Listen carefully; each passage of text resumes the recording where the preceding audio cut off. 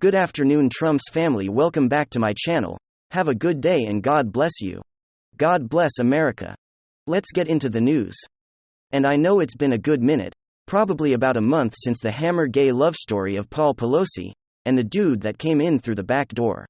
I can't help myself, my gosh.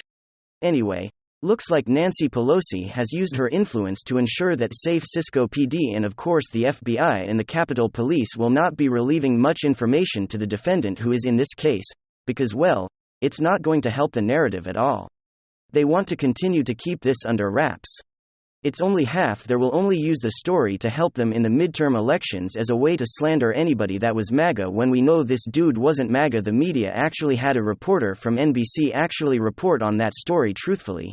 He was suspended after he was pulled off air because it did not support the narrative that MAGA was the result of the cause of this attack on Paul Pelosi, when in fact the attack wasn't an attack at all. It was maybe it was attack. It was attack of a passion, a crime of passion. I'm sure dudes are both in their underwear. Cops show up there like, oh crap, blink, hit Paul Pelosi over the head with a hammer because that makes sense, and all of this stuff. It's obviously not going to be reaching the light of day, because they don't want it to. Paul or Nancy Pelosi is ensure that this information is not going to reach the public, because it's embarrassing to her family, and of course, the narrative and then mainstream media will be comfortable of all of the line as well, the cover up, the blackout of all of this story, so that the San Francisco PD recently put out a thing. We'll take a look at it in just a moment. So let's go and take a look at what we have here.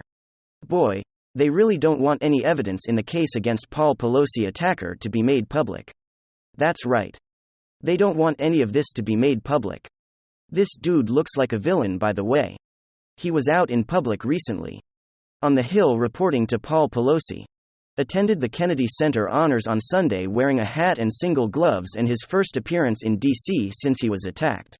At his home in late October.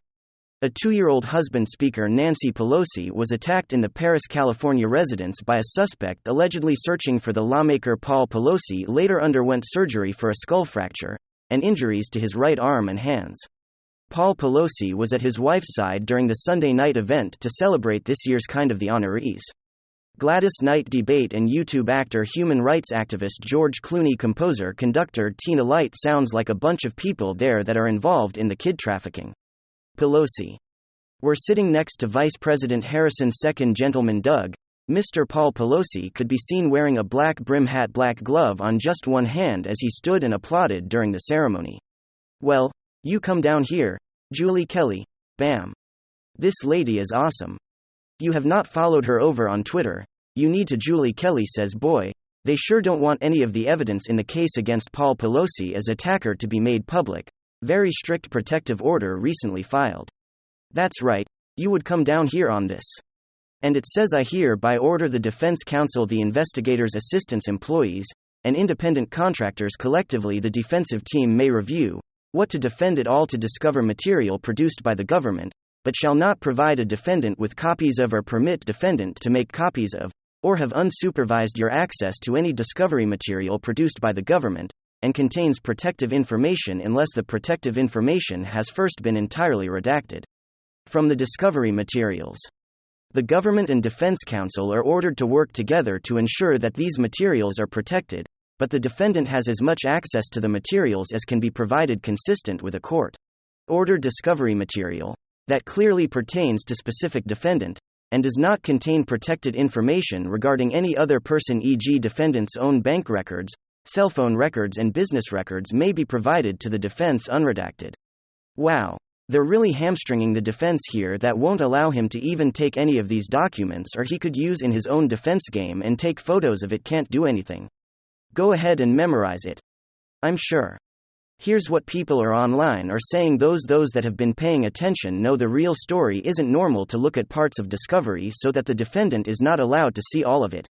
Suspicious misuse of authority to cover up the facts of the case. These oddities have contributed beyond Miguel Agma Arrows.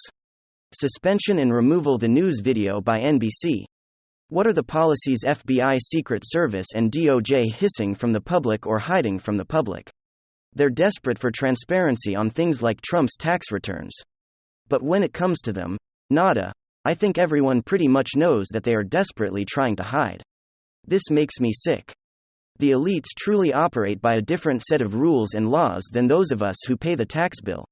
It must be nice to be a member of the protected class. Yes. And the poor guy will be sent away never to be heard from again. He'll die clutching the secrets of what really happened that night. And we know that you're not going to let that guy make it out prison. You got to get out of prison isn't going to be out, he's not going to be able to tell his story to anybody. This dude is going to be thrown in prison. And he'll probably expire in prison now. I'm sure they'll make sure they activate their Walter White hit squad, and this guy won't be singing anything. That's how the Paul Pelosi is work anyway. As the story continues to not unfold and not reveal any more information, we are certain of one fact, that the Pelosi piece along with the Capitol Police, FBI and the elite, the swamp, will protect themselves at all costs. They play by a whole set of different rules than you and I do. And then, this is some big news, Russian President Vladimir Putin has just signed sweeping legislation that bans what they're calling all LGBT propaganda from the nation. The far-reaching bill now law prohibits any and all content that depicts non-traditional sexual relations, gender reassignment and pedophilia. In a positive light, the law extends to all social media platforms, advertising and mass media such as television and cinema. Now, while the law is being resignedly denounced by Western leaders, few appear to understand the far deeper civilizational significance behind the law. And we'll find out why this new law in Russia is just the beginning for similar laws all throughout the world. Putin's signing of the anti-LGBT propaganda law is widely seen as the latest in Vladimir Putin's internationalizing of the culture wars. Putin has long seen the culture was very differently than we see them. For us, the culture wars are a civil war, right? They play out as Democrat versus Republican or left versus right, or ultra-MAGA versus Rhino. For Putin, the culture wars are not civil war. And that's absolutely key to getting all of this. Wokeness for Putin is not an issue within Russia. Wokeness is a foreign invader that's trying to destroy Russia. And so what Putin has been very effective in doing is weaponizing a radically anti-woke sentiment among both the Russian population as well as the majority of the non-Western world, which is upwards of 80% of the world's population. He's galvanized his massive anti-woke international population in the form of a distinctively civilizational weaponization. Putin is not engaged in so much as a political weaponization, or an ideological weaponization per se. The war against the woke West is for Putin a thoroughly civilizational war. It's a clash between two mutually exclusive civilizations, one that promises to be a brave new progressive world, guided by secular anti-traditionalist values, versus 1,000-year Russian civilization guided by the bedrock of religion and tradition. That's precisely what Putin has been saying in his speeches from at least 2012, when scholars noted that his speeches took a very stark civilizational turn, that Russia was in a great civilizational conflict with a decadent and decaying West. Everyone listen to this, he says. Maybe you can get your Atlantic skiers thrown. In fact, you ski partially put you up cause so you're currently consciously at Christiane Skate's illness. Yes, who asthma was the peninsula. That same episode. It's interesting enough to let you look better. You still need intuitionist, not some cool tornado reel. Give us an illiterate Palawa, but I would. It's a political style issue. Are we gonna get yet? No, assume you have Napoleon partners. If you're a boy, your officer. No, exists a pilot. Correct, Mr. Serios. Go where it's a registered party stylish server yet solo propaganda to the Healy.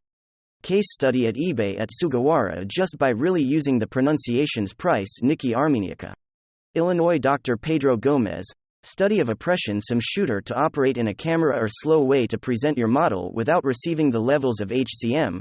Shimamura workers do on a primo input. Get the Galaxy Premier Global Como demographic. Cisco International increases to ensure more watch from theater. Mara local is essential. He sought to market new travelers personas. The Examiner was praised as when you practice gifts here as with the Theranos. Remember what was provided. Which of those was promotion? McGrath's the stillness that was on the first three. Mira with religion. This formula and disability. This formula is the disability me normally in restaurants. Delusion as building strategy which caters to image with MDC student. A private agency at Stanford. Was read probably. Whoa, I'm interested in athleisure. Number 2 probability. Just have a private questions. $20 no. But pasta we're gonna put some money. Okay folks. But the gist of the speech was that the woke West has largely lost their traditional moral values, which has resulted in an implosion of human dignity. Most especially evidence in the loss of reproduction. For Putin, as he pointed out in his speech, there really is no greater, more poignant sign of social degradation than the loss of what he calls reproductive function. The declining population is indicative of a dying culture. And so Putin, and indeed most of all, non-Western nations, see an inextricable link between the advent of what scholars called lifestyle values and the implosion of reproductive function. This is precisely the conclusion of University of London scholar Eric Kaufmann. He argued recently that liberal values undermine procreation precisely because liberal values undermine the family traditionally understood. Liberalism redefines having children as a mere lifestyle choice and nothing more. And he can't redefine having children as a mere lifestyle choice and expect your society to continue to repopulate. It's what Kaufmann calls the soft underbelly of liberalism. In other words, secular liberalism entails its own demographic contradiction. Liberalism necessitates the freedom not to reproduce. And so, as it turns out, secular liberalism is an inherently feudal belief system that by its nature undermines civilization. And that brings us precisely to the rise of Russia as one of the first bona fide civilization states. We have to understand that what's really at the heart of this legislation, such as this LGBT ban, is that it's all part and parcel of Putin's project of reawakening Russia as a massive civilization state. As we've talked about on a number of other videos in this channel, civilization states of states that are redrawing their boundaries around ancient civilizational spheres, like the Slavic Orthodox world of Imperial Russia, the Sino-Confucian sphere of ancient China, and the Hindu nationalist sphere of ancient India. And the key here is that as civilization states, traditional values play a key role, a centralized role in reawakening civilization lost identity. What we have to understand is that Western globalism is not so much a civilization as it is a system. Globalization is not so much a civilization as a system. It's in many respects an operating system of standardized political and economic protocols connected together by technology and telecommunications. And the key here is that as an operating system, globalism was supposed to be universal. Alright, that's what its proponents argued.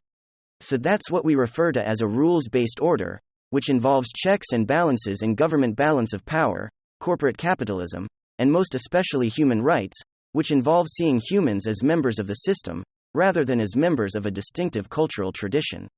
And what we're finding is that the vast majority of the non-Western world is more and more turning away from this supposedly universal system, and re-embracing their own unique cultures, customs, traditions as mechanisms of resistance against it, and the titan of resistance that has risen up is the civilization state in the form of an Orthodox Russia, right, Neo-Confucian China, or a Hindu nationalist India.